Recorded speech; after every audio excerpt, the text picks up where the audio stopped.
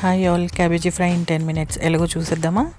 ముందుగా స్టవ్ వెలిగించి కుక్కర్ పెట్టుకోవాలి. 2 medium size onion, cabbage cut చేసి పెట్టుకోవాలి. కుక్కర్లో కొంచెం ఆయిల్ పోసుకోవాలి. ఆయిల్ వేడైనంత వరకు వెయిట్ చేయాలి. ఇప్పుడు కాస్త వేడైన నూనెలో ఆవాలు వేసి వేయించాలి. ఆవాలు చిటపటమనేంత వరకు వెయిట్ చేయాలి.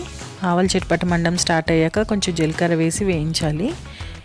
వేయించిన తర్వాత కొంచెం బ్రౌన్గా మారిన తర్వాత ఎండుమిరపకాయలని ఒక 2 ఎండుమిర్చిని కట్ చేసి వేయాలి.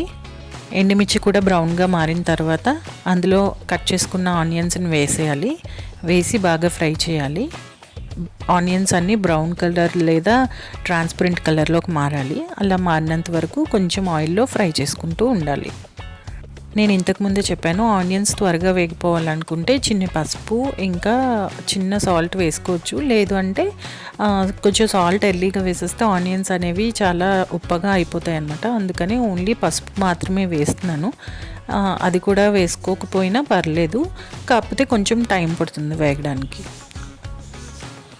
ఓకే అండి, ఆనియన్స్ అనేవి కొంచెం ఫ్రై అయ్యాయి. సో నేను ఇందులో కొంచెం చిటికెడ పసుపు వేస్తున్నాను కలర్ కోసం. సో ఈ కలర్ వచ్చేంత వరకు ఫ్రై చేసుకున్నాము. ఫ్రై చేసిన దాంట్లో ఇప్పుడు కట్ చేసి పెట్టుకున్న క్యాబేజీని వేసేద్దాము. క్యాబేజ్ చాలా చిన్న పీసెస్గా కట్ చేసుకోవాలండి. ఇట్లా కట్ చేసుకుంటే ఫ్రై అనేది చాలా బాగా ఫ్రై అవుతుంది. అన్నీ ఈక్వల్గా ఉంటే అన్నీ ఒకటేలాగా ఫ్రై అవుతుంది. అందుకని బట్ క్యాబేజ్ని ఇంత చిన్న పీసెస్గా కట్ చేయడం చాలా పెద్ద ప్రాసెస్ అండి. అందుకనే డీమార్ట్లో ఒక బ్లెండర్ వచ్చింది కొత్తగా, అది తీసుకున్నాము. ఒక 300 ప్లస్ ఉంటుంది ప్రైస్. అది దాంతో చాలా ఈజీగా ఒక 10 secondsలోనే అయిపోయింది చాపింగ్ మొత్తం. సో ఇది క్యాబేజ్ కట్ చేయడం కోసం మాత్రం చాలా యూస్ఫుల్గా అనిపించింది. మీకు కూడా నచ్చితే మీ దగ్గరలో ఉన్న స్టోర్లో తీసుకోవచ్చు. సో క్యాబేజ్ కొంచెం వేసేసిన తర్వాత చిటికెడు పసుపు వేసానండి, మళ్ళీ కొంచెం కలర్ కోసం. చిన్నపిల్లలు కారం తినరు కనుక మీరు ఇట్లా పసుపు ఒక్కటే వేసేసినా కూడా దించేసుకోవచ్చు. లేదు కొంచెం పెద్దవాళ్ళతో పాటు చిన్నపిల్లలు కూడా కారం తింటారు అంటే కారం వేసుకోవచ్చు కర్రీలో. క్యాబేజ్ కొంచెం కలర్ వచ్చింది కదండి, అంటే మగ్గిపోయినట్లు. సో ఇందులో నేను 1 hour ముందు నానబెట్టుకున్న శనగపప్పును కూడా వేసేస్తున్నాను. శనగపప్పు చాలా మంచిదండి హెల్త్కి, ప్రోటీన్ అనేసి వేస్తున్నాను. శనగపప్పు మనము ఇంకా ఇలా క్యాబేజ్లోనే కాకుండా బీరకాయలో అలా కూడా వేసుకోవచ్చు. ఇది కొంచెం 1 hour ముందు జస్ట్ ఒక 1.5-2 spoons నానబెట్టానండి. ఇది ఎందుకంటే మరీ ఎక్కువ వేసుకుంటే కర్రీ ఎక్కువ అయిపోతుంది అనేసి ఒక 2 spoons వరకు నానబెట్టుకుంటే చాలు. ఇది చాలా హెల్దీ అండి, ప్రోటీన్ కూడా ఉంటుందని వేస్తున్నాను. ఇష్టం లేకపోతే మీరు దీన్ని అవాయిడ్ చేసి కూడా ఉత్తి క్యాబేజ్ మాత్రమే చేసుకోవచ్చు. ఇట్లా చేసుకుంటే చాలా సింపుల్ ప్రాసెస్ అండి. ఒక 10 minutesలో మీకు కర్రీ అనేది రెడీ అయిపోతుంది. ఆఫీస్కి వెళ్ళే వాళ్ళు ఎర్లీగా కుక్ చేయాలనుకుంటే ఈ మెథడ్ ట్రై చేయొచ్చు. సో దీన్ని ఒక 2-3 times క్విక్గా అలా కలిపేసి దీంట్లో మనం కావాలనుకుంటే కరివేపాకు, టమాటోస్ ఇలా ఏమైనా వేసుకోవచ్చు. బట్ ఆప్షనల్ అవన్నీ, మీకు ఇంట్రెస్ట్ ఉంటే వేసుకోండి, లేదంటే లేదు. సో ఇట్లాగా బాగా ఫ్రై చేసుకోవాలి ఒక 2-3 minutes. శనగపప్పులో ఉన్న వాటర్ కూడా క్యాబేజ్లోకి ఎవాపరేట్ అయిపోయిందండి.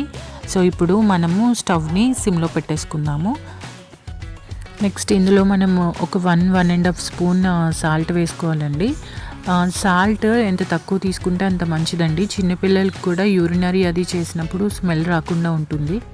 సో ఒక్కసారి సాల్ట్ వేసిన తర్వాత మొత్తం కర్రీ అంతా ఒక్కసారి మిక్స్ చేసుకోండి. ఒక జస్ట్ 1 minute అలాగా ఉంచిన తర్వాత మనం ఇందులోకి కారం యాడ్ చేసేద్దామండి. 2 spicy తింటాను అనుకునే వాళ్ళు ఒక 2 spoons వరకు కారం వేసుకోవచ్చండి. కొంచెం కారం తక్కువ తింటాము, చిన్నపిల్లలు ఉన్నారు అన్న వాళ్ళు ఆల్రెడీ మనం ఎండుమిర్చి వేసుకున్నాం కనుక ఒక 1/2 spoon వేసేసి మూత పెట్టేసుకోవచ్చు.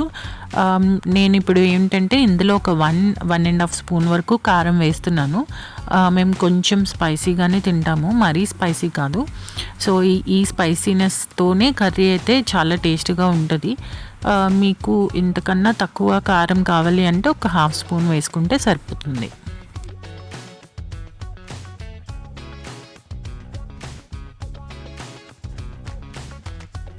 సో కారం వేసేసిన తర్వాత ఒక్కసారి మళ్ళీ కర్రీ అంతా బాగా మిక్స్ చేయండి. మిక్స్ చేసేసిన తర్వాత ఇందులో మనం కొంచెం వాటర్ వేసుకోవాలి. ఒక 20 to 30 ml వాటర్ వరకు వేసుకోవచ్చు. లేదు ఇంకా ఎక్కువ వాటర్ ఉన్నా కూడా తింటాము అనుకున్న వాళ్ళు అలా వేసుకోవచ్చు. సో అలా వేసేసిన తర్వాత ఒకసారి కర్రీ మిక్స్ చేసేసి కుక్కర్ విజిల్ పెట్టేయండి. పెట్టేసి స్టవ్ హైలో పెట్టుకోవాలి. సో దీనికి ఏంటంటే ఎక్కువ విజిల్స్ రాకూడదండి, మళ్ళీ కర్రీ మొత్తం పేస్ట్ లాగా అయిపోతుంది. సో అందుకని జస్ట్ 2 విజిల్స్ వచ్చేంత వరకు ఉంచితే సరిపోతుంది. ఫస్ట్ విజిల్ వచ్చేసింది. సెకండ్ విజిల్ రావడానికి ఎక్కువ టైం పట్టదండి, ఎందుకంటే కర్రీ అనేది ఆల్రెడీ మగ్గిపోయింది. సో సెకండ్ విజిల్ వచ్చేసిన వెంటనే స్టవ్ అనేది ఆఫ్ చేసేయండి.